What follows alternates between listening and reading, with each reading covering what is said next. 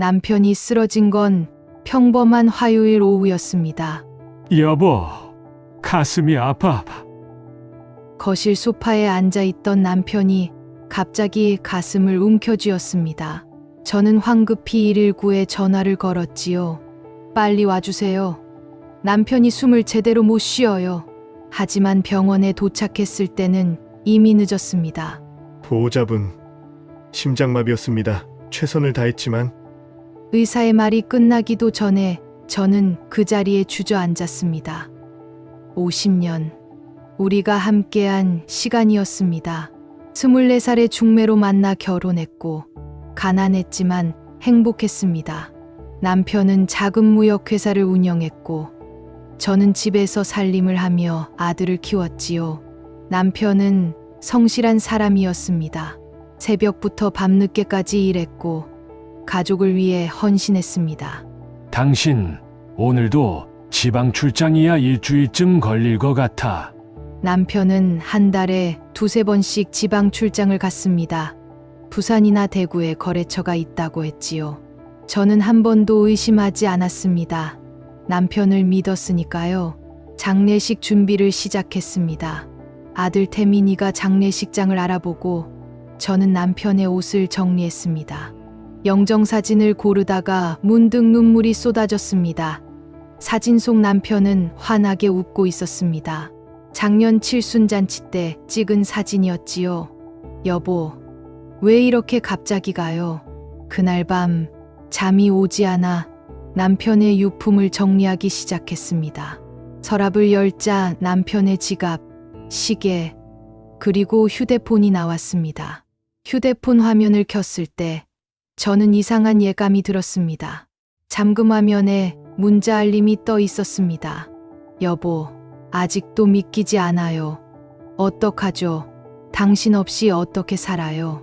발신자 이름은 미선이었습니다. 미선. 저는 남편 주변에 미선이라는 이름을 아는 사람이 없었습니다. 혹시 회사 직원일까? 아니면 거래처 사람? 저는 잠금을 풀려고 했지만 비밀번호를 몰랐습니다. 아들 태민이를 불렀습니다. 태민아, 아버지 핸드폰 비밀번호 아니? 아빠 생일 아닐까요? 한번 해보세요. 남편 생일을 입력하자 휴대폰이 열렸습니다. 메시지를 확인하는 순간 저는 숨이 멎는 것 같았습니다. 30년을 함께 산 사이인데 장례식에 못 가면 평생 후회할 거예요. 준혁이랑 민수도 아버지 마지막 가는 길 배웅하고 싶대요. 30년. 준혁. 민수? 저는 손이 떨려서 휴대폰을 거의 떨어뜨릴 뻔했습니다. 더 위로 올려 이전 메시지들을 확인했습니다. 수백 개, 아니 수천 개의 메시지가 있었습니다. 사진도 있었습니다. 남편과 모르는 여자가 함께 찍은 사진들. 식당에서, 여행지에서, 집으로 보이는 곳에서, 그리고 2명의 젊은 남자와 함께 찍은 가족 사진. 저는 그 자리에서 화장실로 달려가 토했습니다. 이게 대체 무슨 일이란 말입니까? 30년. 다른 가족? 한참을 화장실에 앉아 있다가 거실로 돌아왔습니다. 태민이는 이미 잠들어 있었습니다. 저는 다시 남편의 휴대폰을 들고 하나하나 확인하기 시작했습니다. 그리고 알게 됐습니다. 남편에게 또 다른 가정이 있었다는 것을. 부산에 집이 있었고 그곳에는 박미선이라는 여자와 2 아들이 살고 있었다는 것을. 지방 출장이라던 그 시간들이 전부 거짓이었다는 것을. 새벽 5시 하늘이 밝아올 때까지 저는 남편의 휴대폰을 보며 울었습니다. 50년 결혼 생활, 그게 전부 거짓이었단 말입니까? 내일이면 장례식입니다. 그 여자가 정말 온다면. 장례식 첫날 아침이었습니다. 저는 밤새 한숨도 자지 못했습니다. 남편의 휴대폰에서 본 메시지들이 머릿속에서 계속 맴돌았지요. 엄마, 괜찮으세요? 얼굴이 안 좋으신데. 아들 태민이가 걱정스러운 얼굴로 물었습니다. 괜찮아. 그냥 잠을 못 자서 그래. 저는 아들에게 아무 말도 하지 않았습니다. 아직은 확인이 필요했으니까요. 오전 10시 장례식장에 조문객들이 하나둘 모여들기 시작했습니다. 친척들, 남편의 회사 동료들, 오랜 친구들. 저는 상주로서 그들에게 인사를 받았습니다. 고인의 명복을 빕니다. 오래 사셨는데 갑자기 가시니 얼마나 놀라셨어요? 사람들의 위로를 받으며 저는 기계적으로 고개를 숙였습니다. 그때였습니다. 장례식장 입구로 낯선 여자가 들어왔습니다. 50대 초반으로 보이는 여자는 검은 원피스를 입고 있었습니다. 그 뒤로 2명의 젊은 남자가 따라 들어왔지요. 여자는 주위를 둘러보더니 저를 향해 걸어왔습니다. 실례지만 고인의 부인이십니까? 네, 그런데요. 여자는 잠시 망설이더니 입을 열었습니다. 저는 박미선이라고 합니다. 저도 고인의 그 순간 여자의 말이 멈췄습니다. 하지만 저는 이미 알고 있었습니다. 휴대폰에서 본 그 이름. 미선. 부인입니다. 여자가 마침내 말을 마쳤을 때 장례식장이 순식간에 술렁거렸습니다. 뭐라고? 부인이라니 무슨 소리야? 친척들이 웅성거리기 시작했습니다. 저는 그 자리에 얼어붙었지요. 무슨 말씀이세요? 제가 남편의 부인인데. 저도 30년을 함께 살았습니다. 부산에서요. 여자의 말에 저는 어지러움을 느꼈습니다. 30년. 휴대폰 메시지에서 본 그 숫자. 어머니, 이게 무슨 일이에요? 태민이가 황급히 다가왔습니다. 아줌마, 지금 장난하시는 겁니까? 우리 어머니가 아버지 부인이시라고요? 저도 압니다. 하지만 저도 30년을 그분과 함께 살았어요. 이 아이들이 증거입니다. 여자는 뒤에 서 있던 2 남자를 가리켰습니다. 이 애들이 고인의 아들들입니다. 준혁이는 28, 민수는 25입니다. 저는 2 남자를 바라봤습니다. 그들은 남편을 닮았습니다. 특히 큰아들은 젊었을 때 남편과 똑같았지요. 이건 말도 안 돼. 제 다리에 힘이 풀려 의자에 주저앉았습니다. 여자는 핸드백에서 사진들을 꺼냈습니다. 이거 좀 보세요. 이게 저희 가족 사진이에요. 사진 속에는 남편과 그 여자, 그리고 2 아들이 함께 있었습니다. 크리스마스 사진, 생일 사진, 여행 사진. 마치 제가 남편과 찍었던 사진들과 똑같았습니다. 고인은 사업 때문에 서울에 자주 올라간다고 하셨어요. 일주일에 사나흘은 서울에 계신다고. 출장. 저는 중얼거렸습니다. 남편이 지방 출장이라고 했던 그 시간들. 사실은 부산에 있는 또 다른 가정으로 돌아가는 거였던 겁니다. 저도 어제 고인이 돌아가셨다는 연락을 받고 너무 놀랐어요.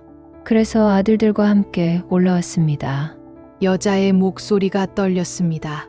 그녀도 울고 있었습니다. 30년 동안 한 번도 의심하지 않으셨어요? 제가 물었습니다. 대사업하시는 분이니까 서울에 자주 가시는 게 당연하다고 생각했죠. 부산집이 본가고 서울은 사무실이 있는 곳이라고만. 저는 어이가 없어서 웃음이 나올 뻔했습니다. 그 여자도 속았던 겁니다. 저처럼. 장례식은 어떻게 치를 겁니까? 여자가 조심스럽게 물었습니다. 당연히 제가 상주로서 치릅니다. 법적으로 정식 배우자는 저니까요. 하지만 저도 30년을 함께 산 사람입니다. 제 아들들도 아버지를 보내드릴 권리가 있어요. 그 순간 장례식장이 다시 술렁거렸습니다.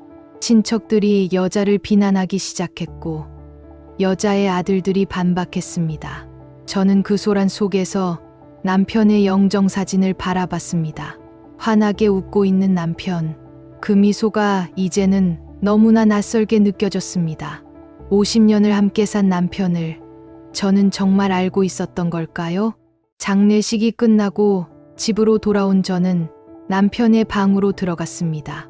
엄마, 괜찮으세요? 좀 쉬세요. 괜찮아, 혼자 있고 싶구나. 아들을 내보낸 후 저는 남편의 옷장을 열기 시작했습니다. 정장들이 가지런히 걸려 있었습니다. 남편이 출장 갈 때 입던 옷들이었지요. 옷장 깊숙한 곳에서 낯선 가방을 발견했습니다.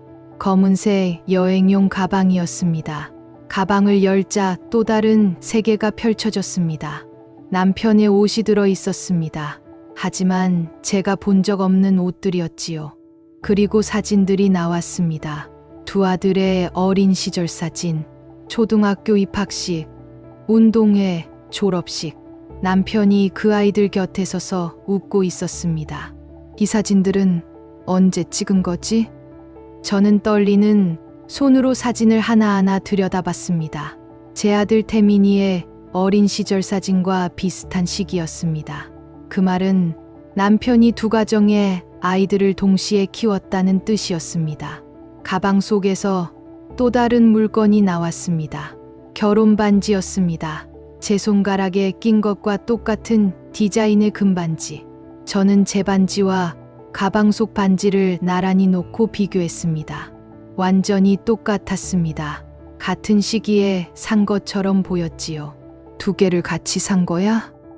입에서 웃음이 나왔습니다. 허탈한 웃음이었습니다. 서랍장을 뒤지기 시작했습니다. 통장이 여러 개 나왔습니다. 제가 아는 통장도 있었고 모르는 통장도 있었습니다. 모르는 통장을 펼쳐봤습니다. 부산의 한 은행 지점이었습니다. 입출금 내역을 보니 매달 일정 금액이 나가고 있었습니다. 생활비였습니다. 그쪽 가정의 생활비. 30년 동안 두 집 살림을 다 했다는 거야? 저는 계산해봤습니다. 남편의 수입이 그렇게 많지 않았는데 어떻게 두 집을 유지했을까? 그제야 깨달았습니다.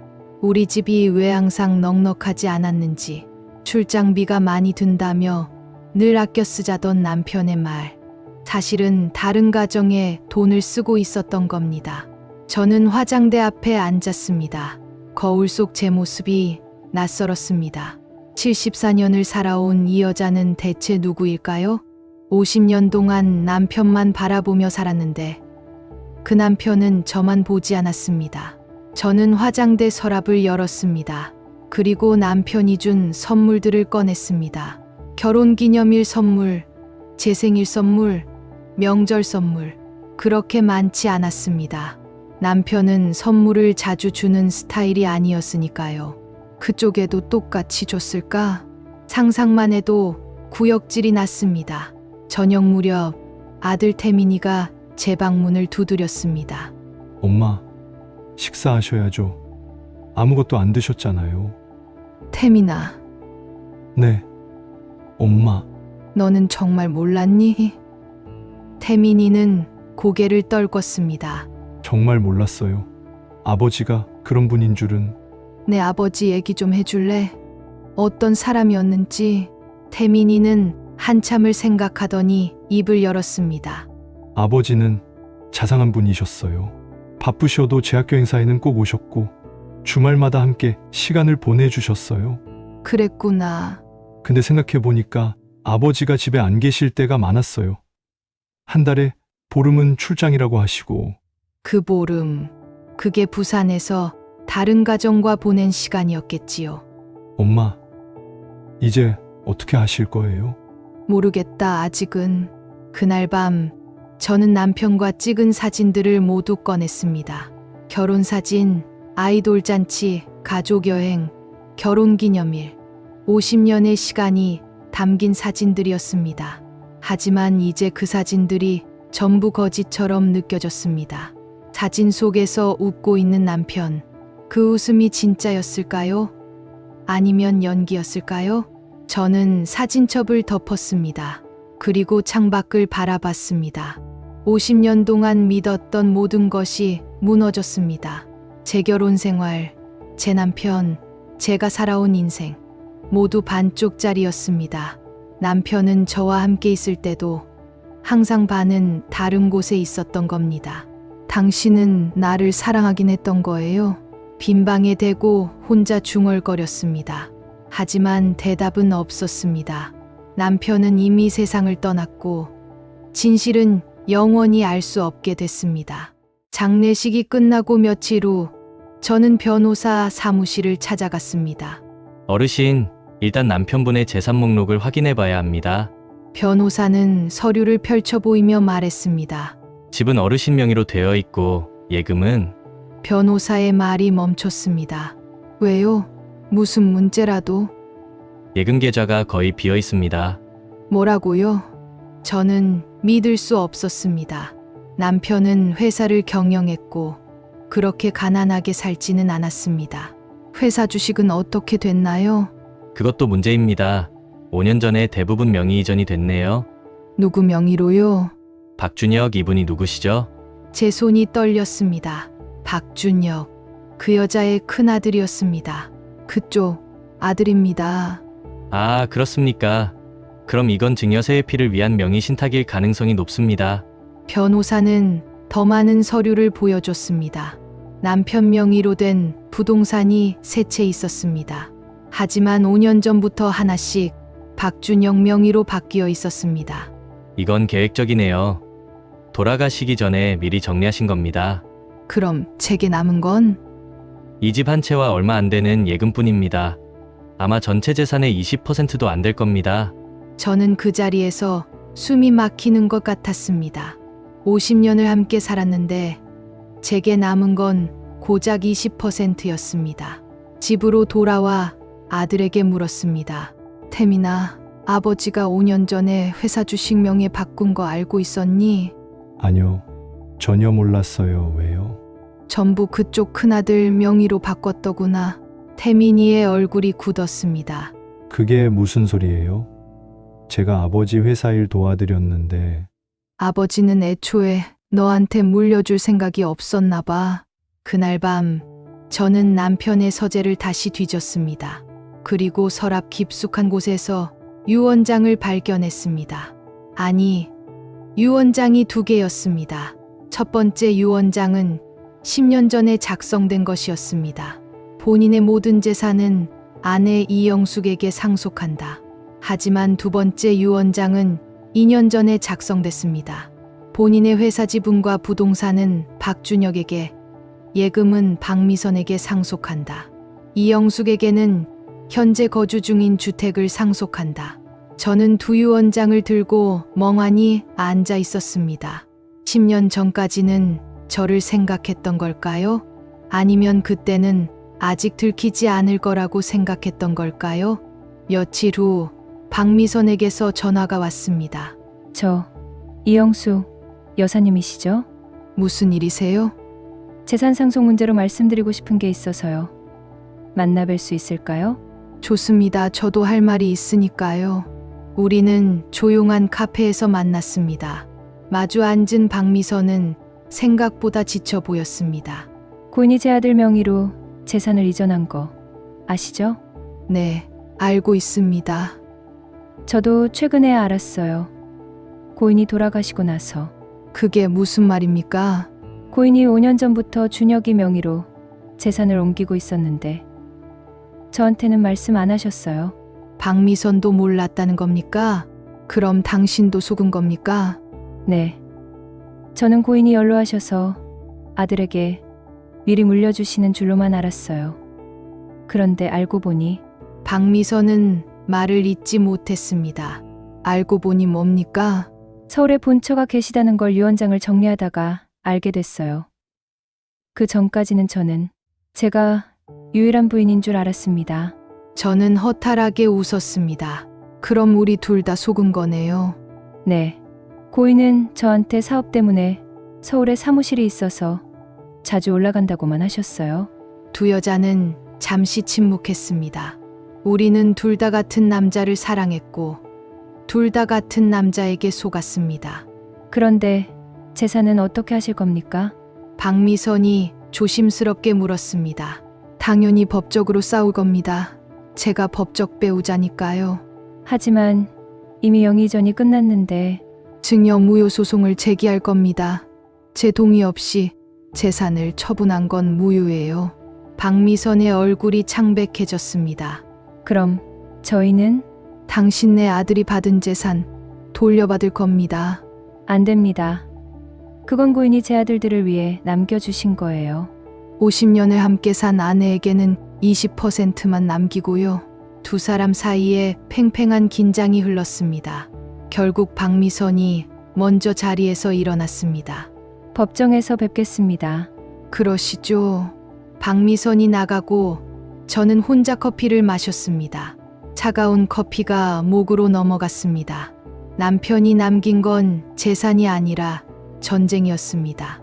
두 여자 사이의 전쟁이 법원에 소송을 제기한 지 한 달이 지났습니다. 변호사는 증여, 무효 소송과 함께 유류분 청구 소송을 준비했습니다. 어르신, 이번 조사에서 더 충격적인 사실이 드러났습니다. 또 뭐가 있습니까? 남편분이 둘째 아들을 어르신 성으로 호적에 올려놨습니다. 뭐라고요? 저는 귀를 의심했습니다. 박민수라는 분입니다. 25세인데 법적으로는 어르신 아드님의 동생으로 등재되어 있습니다. 그게 무슨 소리예요? 제 아들은 태민이 하나뿐인데 변호사는 호적 등본을 보여줬습니다. 이영숙의 자녀 박태민 48세, 박민수 25세. 이건 말도 안 돼요. 남편분이 25년 전에 불법으로 호적에 올린 겁니다. 아마 상속 구조를 복잡하게 만들려는 의도였던 것 같습니다. 저는 그 자리에서 울음이 터져 나왔습니다. 남편은 제 이름을 이용해서 다른 여자의 아들까지 제 자식으로 만들어버렸던 겁니다. 이걸 바로잡을 수 있습니까? 친자 확인 소송을 통해 가능합니다. 하지만 시간이 걸립니다. 집으로 돌아와 태민이에게 말했습니다. 태민아, 너한테 동생이 생겼단다. 무슨 말씀이세요? 법적으로는 내 동생이래. 그쪽 둘째 아들이. 태민이는 멍한 얼굴로 저를 바라봤습니다. 아버지가 왜 그런 짓을 하신 거예요? 모르겠다. 어쩌면 재산을 나눠주기 위해서였을지도. 그날 밤 저는 남편의 사진을 꺼내 들었습니다. 당신은 도대체 어떤 사람이었어요? 50년을 함께 살았지만 저는 남편을 전혀 몰랐습니다. 며칠 후 박미선의 변호사에게서 연락이 왔습니다. 조정을 제안한다는 내용이었습니다. 조정 당일 법원 조정실에서 우리는 다시 마주 앉았습니다. 양측의 주장을 들어보니 참 복잡한 사안이네요. 조정 담당 판사가 말했습니다. 고인이 두 가정을 유지하면서 재산을 분산시켰고 그 과정에서 여러 법적 문제가 발생했습니다. 판사님, 저는 50년을 함께 산 합법적 배우자입니다. 당연히 제가 우선권이 있어야죠. 제가 말했습니다. 하지만 고인이 생전에 임의증여를 완료했습니다. 그걸 무효화할 수 있습니까? 박미선 측 변호사가 반박했습니다. 배우자 동의 없는 재산 처분은 무효입니다. 하지만 이미 5년이 지났고 그동안 어르신은 이의를 제기하지 않으셨습니다. 조정실이 팽팽한 긴장감으로 가득 찼습니다. 그때 박준혁이 입을 열었습니다. 저는 아버지가 주신 재산을 포기할 생각이 없습니다. 아버지는 저를 사랑하셨고 그래서 제 앞날을 위해 준비해 주신 겁니다. 내 아버지는 내 남편이었어. 제가 차갑게 말했습니다. 50년 동안 내가 뒷바라지했고 내가 함께 모은 재산이야. 내가 태어나기도 전부터. 하지만 법적으로 이미 제 명의입니다. 그 명의 이전이 불법이었다는 걸 증명할 거야. 조정은 결렬됐습니다. 결국 우리는 본격적인 재판으로 가게 됐습니다. 조정실을 나오는데 박미선이 제 앞을 막아섰습니다. 이영숙 씨, 우리 그만 싸우면 안 될까요? 당신이 가진 걸 다 내놓으면 그만 싸우죠. 저도 30년을 바쳤어요.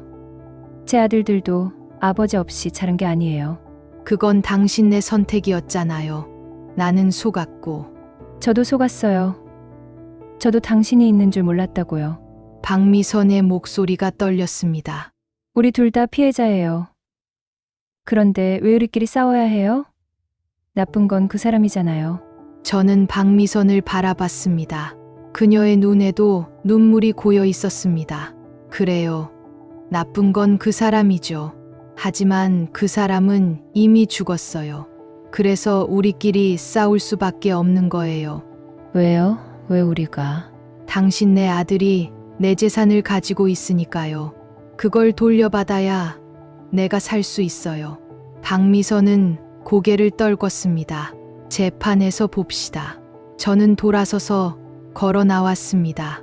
집으로 돌아오는 차 안에서 아들이 물었습니다. 엄마, 정말 끝까지 가실 거예요? 그럴 수밖에 없어. 아니면 우리가 거리에 나앉아. 하지만 저쪽도 똑같은 입장 아닐까요? 그건 내 문제가 아니야. 내가 먼저 생각해야 할 건 우리 가족이야.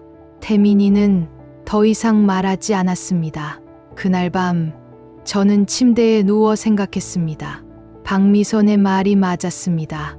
나쁜 건 남편이었습니다. 하지만 남편은 죽었고 남은 건 두 가정뿐이었습니다. 누군가는 이겨야 하고 누군가는 져야 했습니다. 그리고 저는 질 생각이 없었습니다. 재판이 시작됐습니다. 법정에 들어서는 순간 저는 긴장으로 온몸이 굳어지는 것을 느꼈습니다.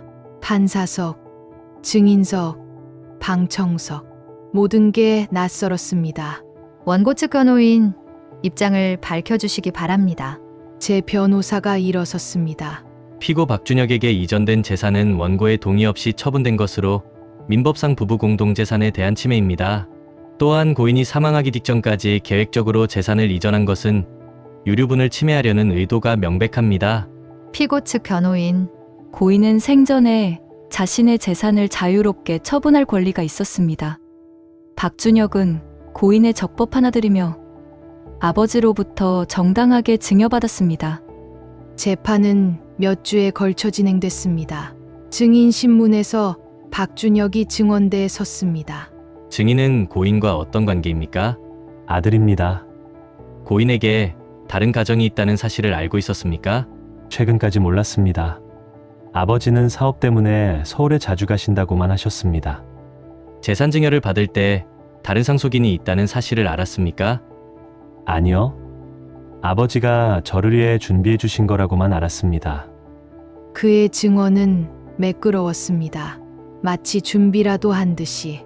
다음으로 제 아들 태민이가 증인으로 섰습니다. 증인은 아버지의 이중생활에 대해 알고 있었습니까? 전혀 몰랐습니다. 아버지를 신뢰했습니다. 아버지가 재산을 다른 사람에게 이전하는 것을 알았습니까? 몰랐습니다. 알았다면 막았을 겁니다. 태민이의 목소리가 떨렸습니다. 그때 피고 측 변호사가 반대 신문을 시작했습니다. 증인은 아버지 회사에서 일하셨죠? 네, 그렇다면 회사 재정 상태나 주식 이동을 몰랐을 리 없지 않습니까? 저는 실무만 담당했습니다. 경영권 문제는 아버지가 직접 하셨습니다. 회사 이사 명단에 증인 이름이 있는데 정말 몰랐다는 겁니까? 태민이는 대답하지 못했습니다. 저는 가슴이 답답했습니다. 태민이도 혹시 알고 있었던 걸까요? 재판이 끝나고 복도에서 태민이에게 물었습니다. 너 정말 몰랐니? 엄마, 저는 제발 솔직하게 말해줘. 태민이는 한참을 망설이더니 입을 열었습니다. 3년 전에 우연히 아버지가 부산에 다른 가족이 있다는 걸 알게 됐어요. 저는 그 자리에서 있을 수가 없었습니다. 어떻게 알았는데? 회사 서류를 정리하다가 부산 주소로 된 생활비, 이체 내역을 봤어요. 그래서 아버지를 추궁했죠. 그래서? 아버지가 사정하셨어요.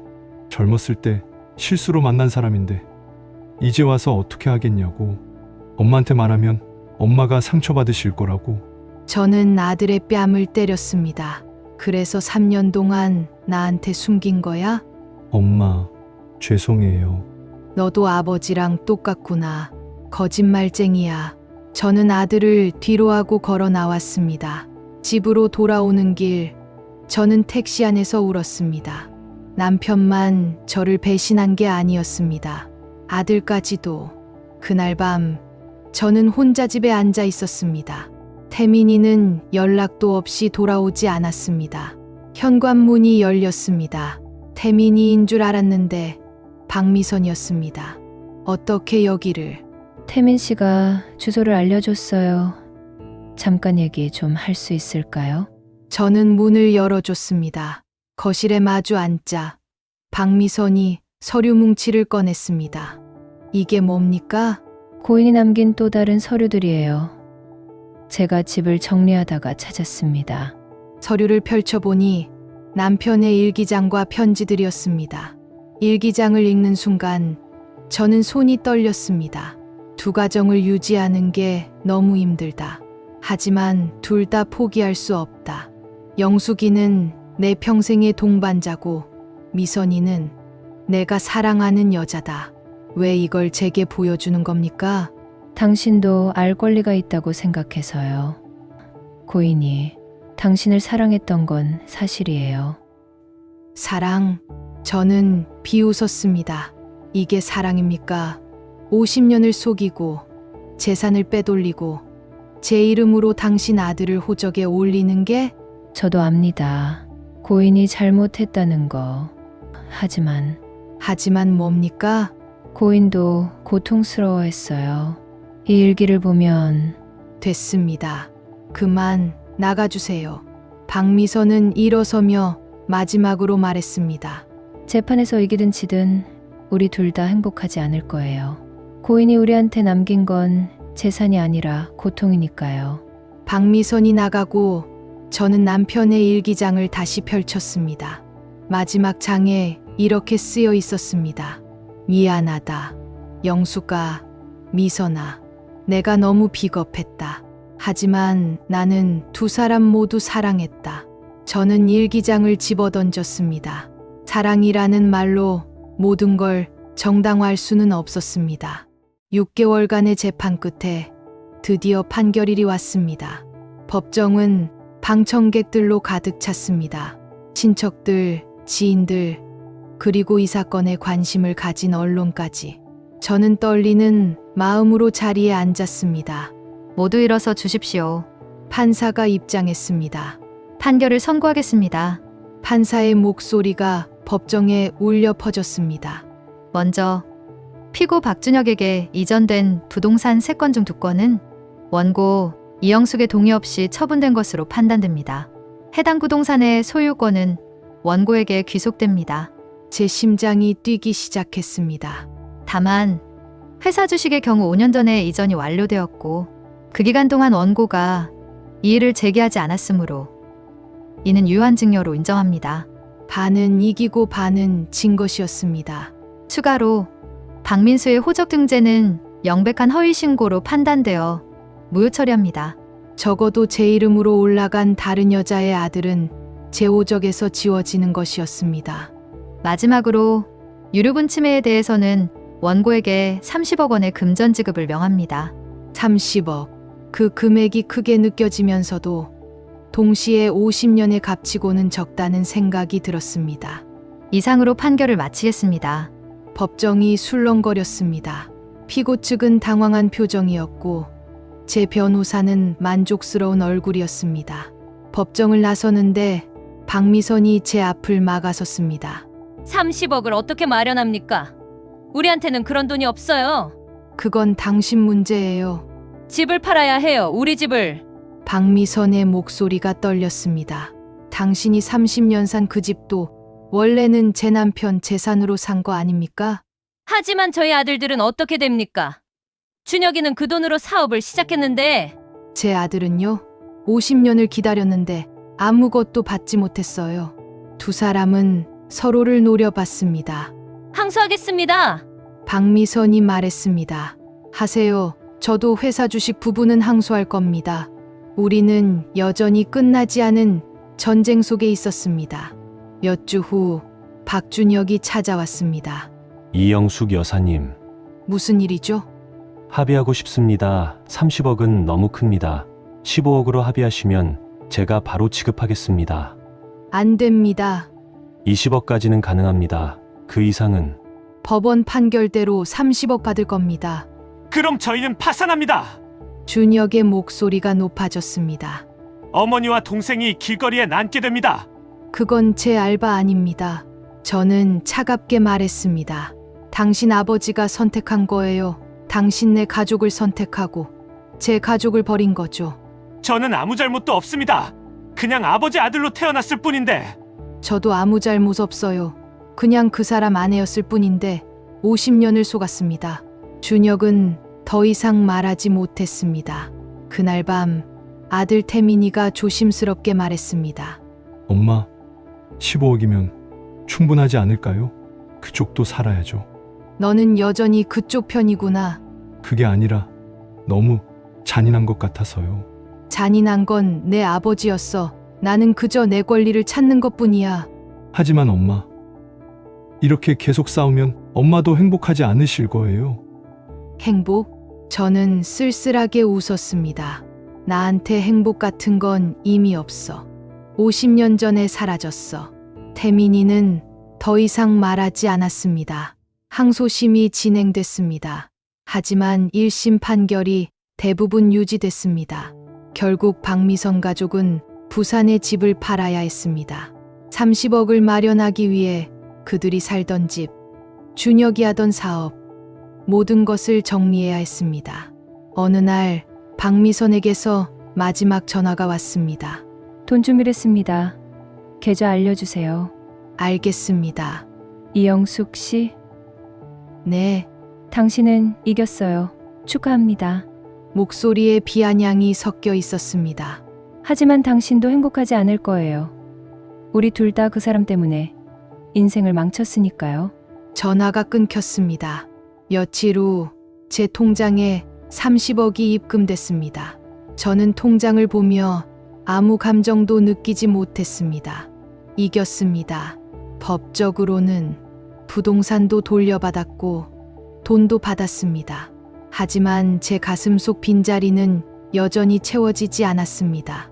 아들 태민이는 여전히 저와 거리를 두고 있었고 친척들은 제가 너무 냉혹하다고 수군거렸습니다. 저는 혼자였습니다. 돈은 있지만 가족은 없었습니다. 그날 밤 저는 남편의 영정사진을 꺼내 들었습니다.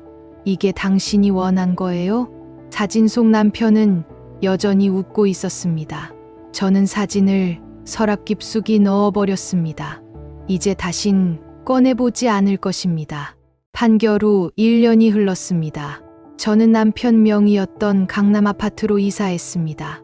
30층 높이에서 내려다보는 한강뷰, 넓은 거실과 방 3개, 50년 만에 처음으로 제 이름으로 된 집이었습니다. 하지만 이 넓은 집에 저 혼자였습니다. 아들 태민이는 여전히 연락이 뜸했습니다. 가끔 안부 전화를 할 뿐이었습니다. 엄마, 건강하세요? 그래, 잘 지낸다. 다음 주에 한번 뵈러 갈게요. 그래라. 하지만 약속은 지켜지지 않았습니다. 바쁘다는 이유로 계속 미뤄졌습니다. 어느 날 뉴스에서 박미선 가족 소식을 들었습니다. 박준혁은 사업을 정리하고 해외로 떠났다고 했습니다. 박미선은 작은 원룸으로 이사했고 생계를 위해 일을 시작했다고 했습니다. 저는 뉴스를 끄고 창밖을 바라봤습니다. 제가 이긴 것일까요? 아니면 모두가 진 것일까요?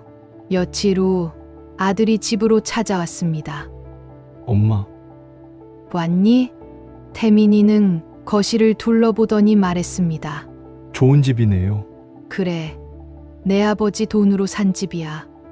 엄마, 태민이는 무릎을 꿇고 앉았습니다. 엄마, 죄송해요. 제가 3년 동안 숨긴 거 정말 죄송해요. 이제 와서 사과해봤자 뭐가 달라지니? 저도 괴로웠어요.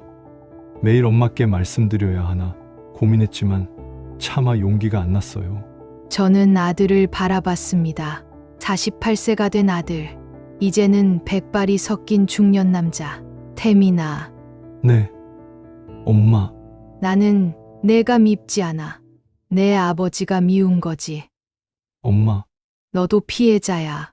그 사람 때문에 아버지를 잃었고 어머니와도 사이가 나빠졌으니까. 태민이의 눈에 눈물이 고였습니다. 다시 시작할 수 있을까요? 저희 관계. 저는 잠시 생각했습니다. 천천히, 시간이 필요해. 태민이는 고개를 끄덕였습니다. 제가 매주 찾아뵐게요. 같이 식사하고 이야기 나누고. 그래, 그러자. 태민이가 돌아가고 저는 다시 혼자가 됐습니다. 저녁이 되어 한강 야경이 펼쳐졌습니다. 도시의 불빛들이 반짝였습니다. 수많은 사람들이 각자의 삶을 살고 있었습니다. 저도 그 중 하나였습니다. 74년을 살아왔고 그 중 50년을 거짓 속에서 살았습니다. 하지만 남은 시간은 제 것이었습니다.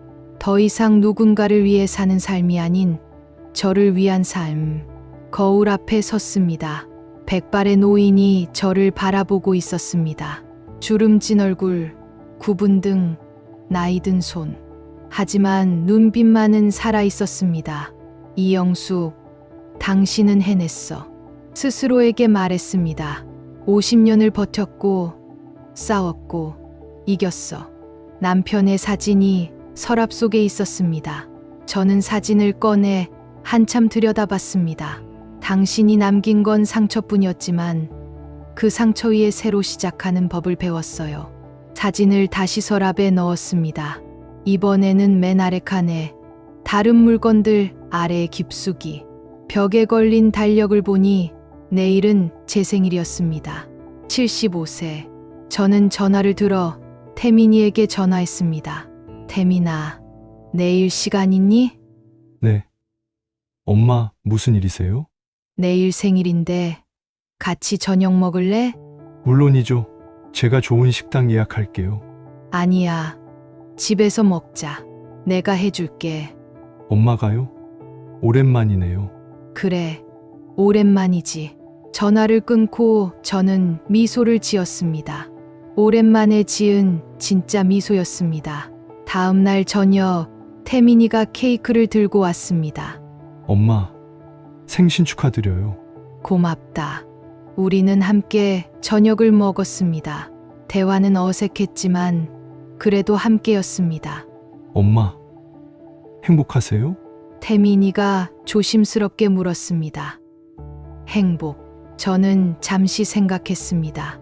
행복하진 않아. 하지만 평화로워. 평화요? 응. 더 이상 싸울 일도 숨길 일도 없으니까. 그냥 내 삶을 사는 거지. 태민이는 고개를 끄덕였습니다.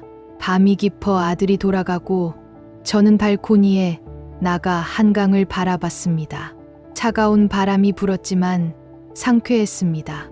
74년의 삶, 그중 50년은 거짓이었습니다. 하지만 남은 시간은 진실이 될 것입니다.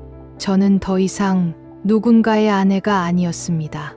누군가의 어머니이기도 하지만 그보다 먼저 저 자신이었습니다. 이영숙, 74세의 여자, 혼자서는 법을 배우고 있는 사람. 앞으로는 나를 위해 살 거야. 바람에 대고 중얼거렸습니다. 하늘에는 별이 빛나고 있었습니다. 50년의 어둠 끝에 저만의 빛을 찾은 것 같았습니다.